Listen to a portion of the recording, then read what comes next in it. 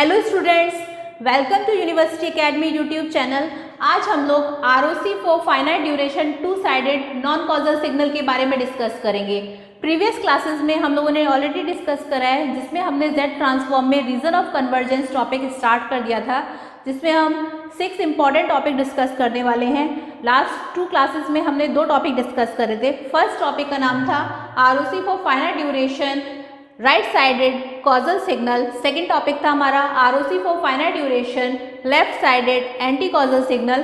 अब हम डिस्कस करेंगे आज ROC for finite duration two sided non causal signal. जैसा कि इसमें बताया गया है, हम नॉन कॉजल सिग्नल की बात कर रहे हैं और टू साइडेड सिग्नल की बात कर रहे हैं। यानी कि अगर हम इसका ग्राफ देखेंगे तो हमारे पास जो वैल्यूज़ हैं सिग्नल की, वो पॉजिटिव साइड पर भी होंगी और नेगेटिव साइड पर भी होंगी। चलिए फिर ग्राफ देख लेते हैं हम इसका। अगर हम इसका ग्राफ ड्रॉ करें तब हम हॉरिजॉन्टल एक्सिस पर n ले रहे हैं और वर्टिकल एक्सिस पर xn। ये ओरिजिन है 0। सपोज 0 पर कोई वैल्यू है, इसी तरह 1 पर कोई वैल्यू है, 2 पर कोई वैल्यू है, 3 पर हमारी कोई वैल्यू है, सेम इसी तरीके से -1 पर हमारी कोई वैल्यू है, -2 पे कोई वैल्यू है, -3 पर कोई वैल्यू है। तो ये टू साइडेड सिग्नल जिसे हम नॉन कॉजल सिग्नल बोल रहे हैं, उसमें हमारे पास लेफ्ट साइड में भी वैल्यू प्रेजेंट है और राइट साइड में भी वैल्यू प्रेजेंट है। So we can say that जो सिग्नल है उसमें हमारे पास इस तरह से वैल्यूज़ गिवन हैं, और हम ये भी कह सकते हैं कि यहाँ पे वैल्यू कुछ नहीं है, यहाँ पे कुछ नहीं है, इसी तरह इधर भी यहाँ पे कोई वैल्यू नहीं है। ठीक है, अब ये तो रही बात, इसका हमने देखा ग्राफिकल रिप्रेजेंटेशन। ये हमारा ग्राफिकल रिप्रेजेंटेशन है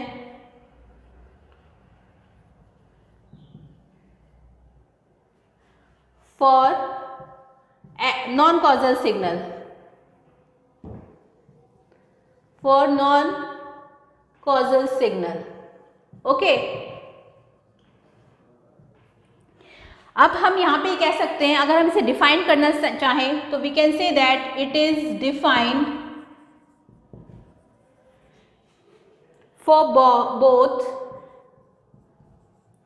n less than equal to 0 and n greater than equal to 0. So it is, we can say that it is non-causal signal.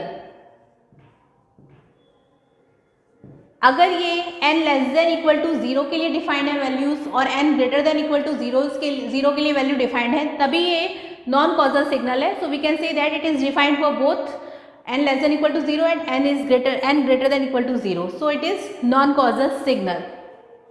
अब हम यहाँ कह सकते हैं इट गिव्स, ये हमें सैंपल देता है, it gives sample output eight, ये जो सैंपल वैल्यू दे रही है ये हमें -3 से लेकर के n से लेकर के 3 तक हमारे पास सैंपल दिया गया है। जैसा कि हमने बताया, सैंपल यहाँ पे वैल्यू जो है वो -1 पर भी है, -2 पर भी है, -3 पर भी है लेफ्ट साइड, इसी तरह से वैल्यू 1 पर भी है, 2 पर भी है, 3 पर भी है राइट साइड में। So we can say that it gives sample output at -3 से लेकर के n से लेकर के वैल्यू 3 तक।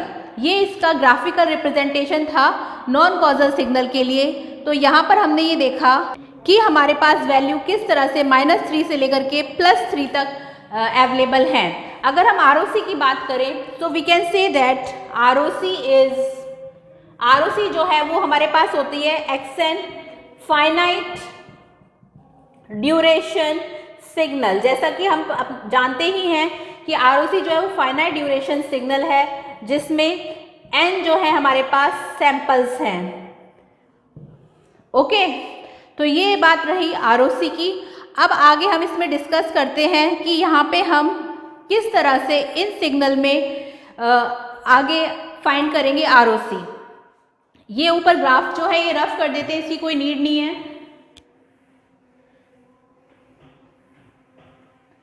अब यहाँ पे हम पूरा ही रफ कर देते हैं। यहाँ पे हम xn की जो वैल्यूज है उसको लिख देते हैं। तो xn की value in terms of z क्या होगी वो भी हम देखेंगे। उससे पहले हम थोड़ा सा इसमें सैंपल्स देख लेते हैं कि यहाँ पे हम सैंपल्स कैसे ले रहे हैं। तो सैंपल्स देखते टाइम पहले हम उसमें डिफाइन कर देते हैं, एक्शन रहने देते हैं, सिग्नल डिफाइंड। सिग्नल जो डिफाइंड है वो है आपका -m से लेकर के n से लेकर के +m तक, where m is equal to n-1 divided by 2। So signal is defined between -m से लेकर के +m, where m is equal to n-1 divided by 2। अब हम xn की वैल्यू देख लेते हैं। Therefore xn is equal to वो होगा हमारा x -m, x -2, x -1, x0, x1, x2 up to so on x की पावर m तक। Okay, so this is the value of xn। अब हमें z ट्रांसफॉर्म ऑफ xn बताना है। So we can say that z transform of xn वो क्या होगा हमारे पास, xz is equal to summation, value हमारी n is equal to -m से स्टार्ट है, -m से लेकर के +m तक है, तो हम लिख सकते हैं summation n is equal to -m to +m xn z -n। ठीक है, अब इसको हमें ओपन करके लिखना है, तो इसको मैं यहाँ पे ऊपर लिख देती हूँ, इसे रफ कर देते हैं। z ट्रांसफॉर्म ऑफ xn जो है, इसको जब हम ओपन करके लिख रहे हैं तो वैल्यू कुछ इस तरह से आ जाएगी। यहाँ पे ये आ जाएगा is equal to x -m z की power m plus up to plus x -2 z की पावर 2 प्लस x -1 z की पावर 1 प्लस x0 से लेकर के प्लस x1 z की power -1, then plus x2 z की power -2, then plus up to plus xm z की power -m। ये हमने इसे ओपन करके लिख दिया पूरा। इसमें हमने देखा कि -m से लेकर के +m तक वैल्यू कैसे लिखी जा सकती है यहाँ पर। नाउ वी कैन राइट, इसे रफ कर देते हैं। नाउ वी कैन राइट, हम इसे लिख सकते हैं x -m zm plus up to plus x -2 z square plus x -1 z plus x0 plus x1 divided by, क्योंकि z इनवर्स है तो नीचे आ गया, plus x2 divided by z square plus up to plus xm z की power m तक हमने इसे लिख दिया। ठीक है, ये हमारे पास इस तरह से हमने इसे ओपन करके लिख दिया है। अब इसमें हम यहाँ पर ये देखेंगे कि z को जब हम 0 रख रहे हैं तब इस इक्वेशन पे क्या फ़र्क पड़ रहा है, और z को जब हम इन्फिनिटी रख रहे हैं तब क्या फ़र्क पड़ रहा है। तो ऊपर वाला पार्ट रफ कर देते हैं, इसकी कोई नीड नहीं है। So first of all when z is equal to 0, जब हम z की वैल्यू को 0 रखेंगे तब हमारे पास क्या होगा, we can say that the term, पूरी जो टर्म है नेगेटिव पावर ऑफ z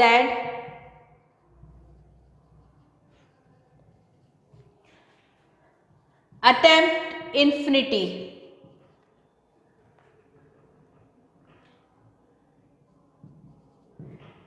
जब हमने z की वैल्यू को 0 रखा तब उस time the negative power, the term negative power of z, जो भी नेगेटिव पावर थी वो हमारी इन्फिनिटी हो गई। ठीक है, बचा गया बस यही पार्ट। तो हम ये कह सकते हैं, ये तो था जब z इक्वल टू 0 रखा, when z is equal to infinite, infinity जब हम रख रहे हैं तब हमारे पास we can say that then we also get infinity because उस टाइम भी हमारे पास इन्फिनिटी आ रही है, बिकॉज z इज मल्टीप्लाई, क्योंकि z मल्टीप्लाई में है। अगर हम z की जगह इन्फिनिटी रखते हैं तो ये पूरी टर्म हमारे पास इन्फिनिटी हो जाएगी, ठीक है। यानी कि z इज इक्वल टू 0 रखने पर और इन्फिनिटी रखने पर हमें वैल्यू जो है वो इन्फिनिटी मिल रही है। तो अब इसका आरओसी प्लॉट कर लेते हैं, इसे रफ कर देते हैं।